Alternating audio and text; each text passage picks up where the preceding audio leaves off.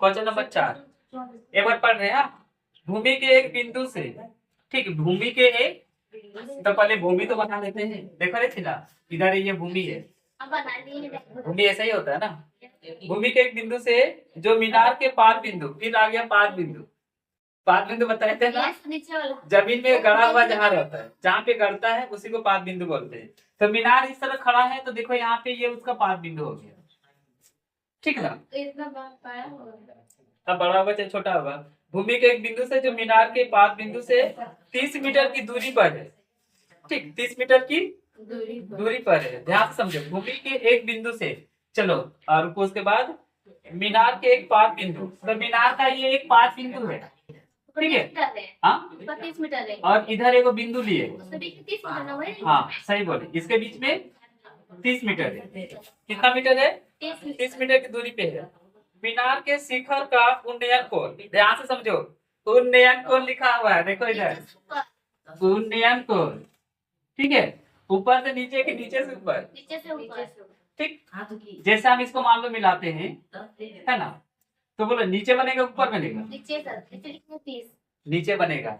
अभी पता है ना नीचे क्यों बनेगा? सो हाँ, ये तो डाउट नहीं है ना, इसीलिए पहले बता दिए।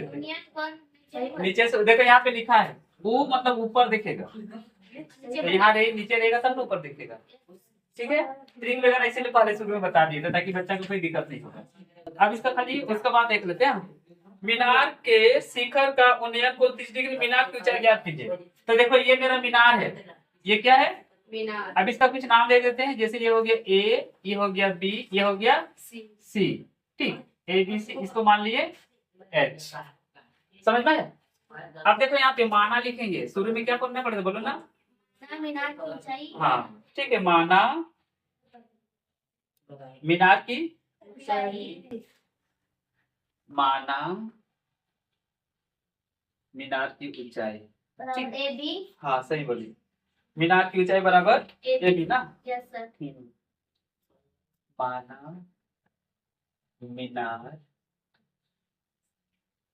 की, मीनार के शिखर को, मीनार की ऊंचाई,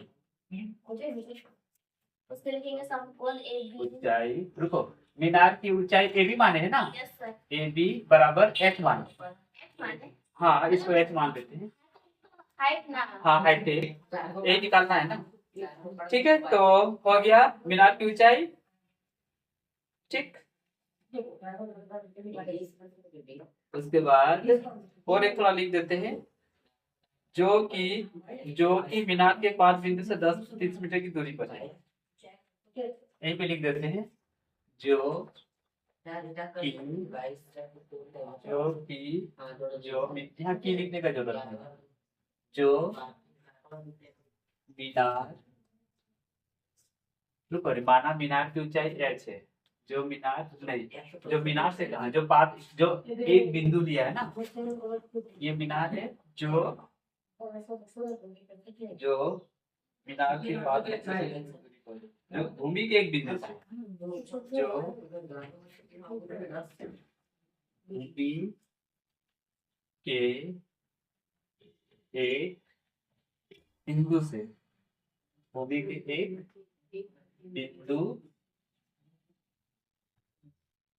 बिंदु से कितना, 30 मीटर दूरी पर है ना, 30 मीटर दूरी पर है।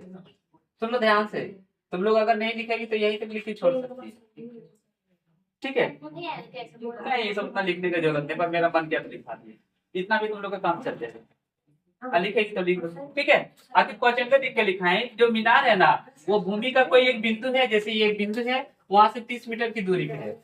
लिखा देने से थोड़ा अच्छा से कॉन्सेप्ट क्लियर में आ गया। अब हमको करना क्या है, समकोण त्रिभुज एबीसी में, अच्छा कोण वगैरह लिख देते हैं ताकि लिखने का भी प्रैक्टिस हो जाएगा। कोण बी सी ए बराबर 30 डिग्री, है ना, यही ना।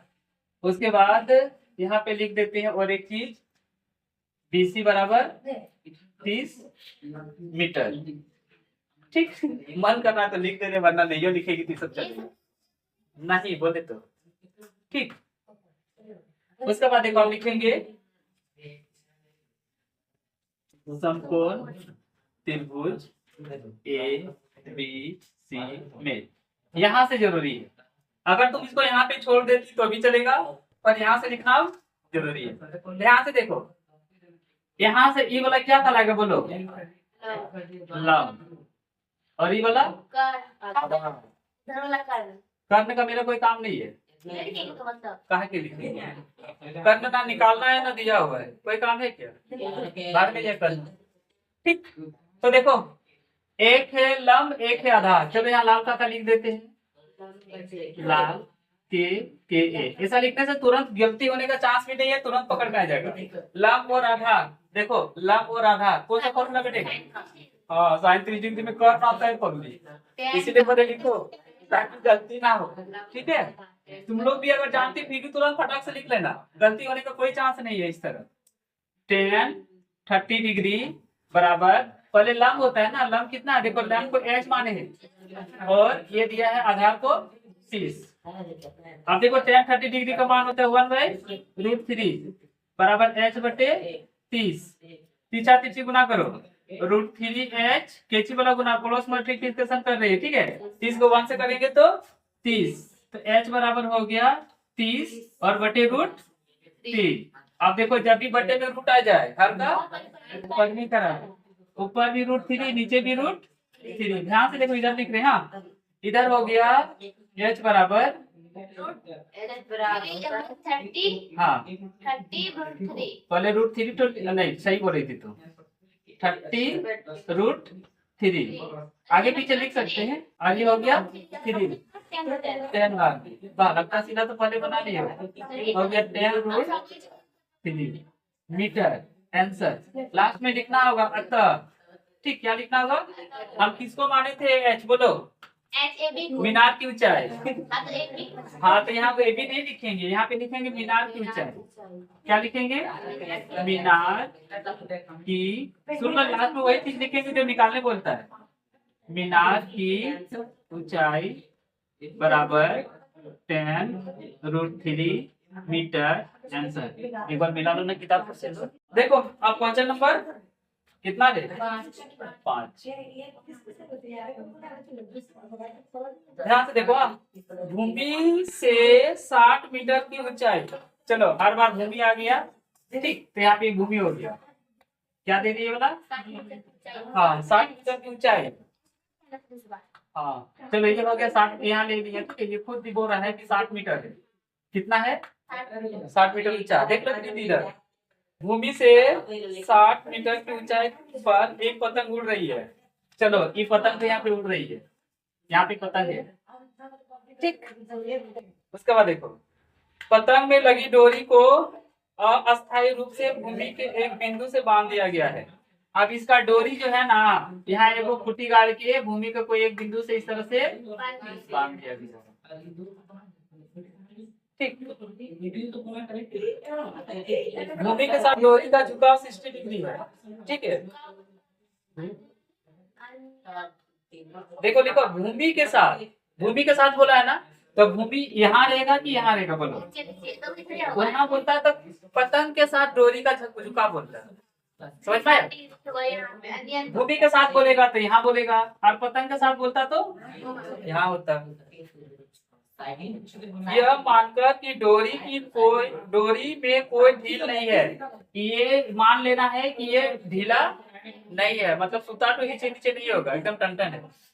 डोरी की लंबाई ज्ञात कीजिए। ठीक, ये वाला कितना दिया था? भूल गए जो 60 डिग्री दिया हुआ था, है ना? ये भी 60 इस बार कंफ्यूज हो सकता है। ठीक, ऊंचाई भी 60 है ना? आपके सामने होते हैं ABC। हाँ, इस बार कर्ण पूछा है, ये डोरी की लंबाई ये पूछा है, तो हम इसको h मान देते। इस बार लंबाई पूछा है ना, ये हाइट रहता तो h मानते, तो लंबाई है तो l मान लेते। क्या l मतलब लेंथ होता है ना, कुछ नहीं मानते ना, भाग ले ऐसी तो मत भी करेगा। अब सबसे पहले लिखेंगे माना। ठीक, सबसे पहले AB ऊंचाई है ना, पतंग की ऊंचाई बराबर AB। ठीक, यहाँ पतंगे दिखा रहे। हाँ, पतंग माना पतंग की ऊंचाई, ठीक, पतंग की ऊंचाई height of flight A B equal to 60 degree, नहीं 60 मीटर है, डिग्री नहीं है इस पर, है ना।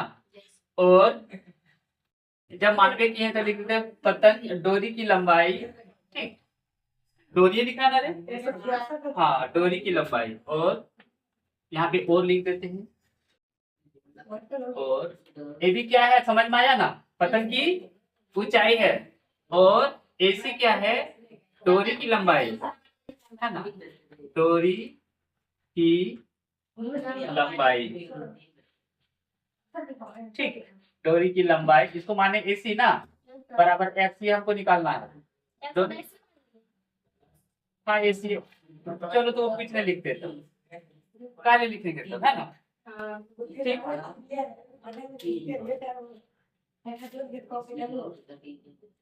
उसके बाद और कुछ लिखे ना, इतना में छोड़ सकते हैं।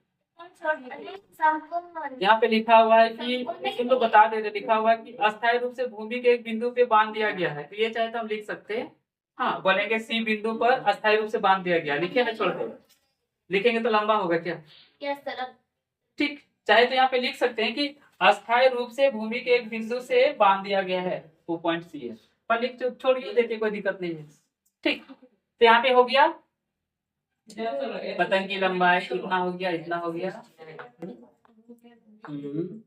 उसके बाद अस्थायी रूप से बांध दिया गया।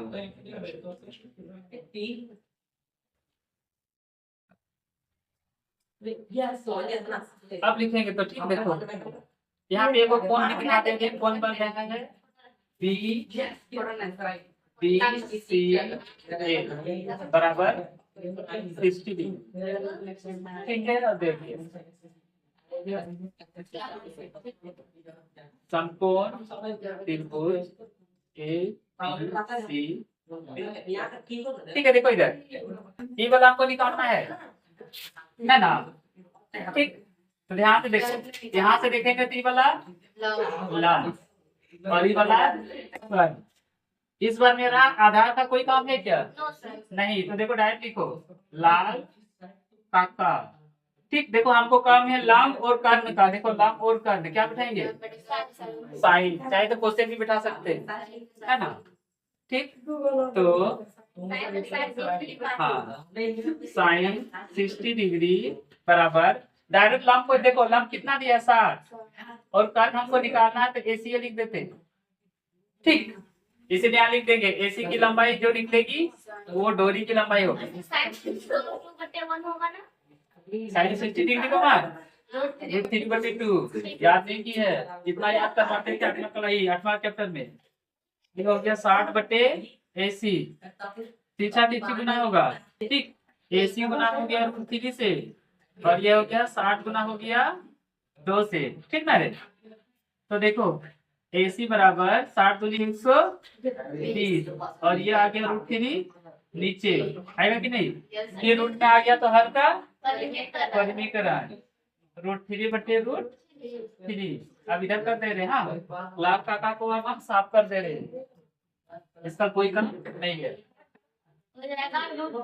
तो AC बराबर हो गया 120 गुना √3, इसको हमको ठीक है यहाँ भी लिख सकते हैं, नहीं भी दे सकते हैं, और ये हो गया 3, काट दो 40, ठीक है, तो AC बराबर निकल गया 40√3।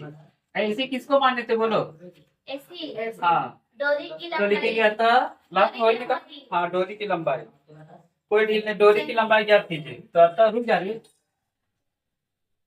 रुक जाओ, डोरी की लंबाई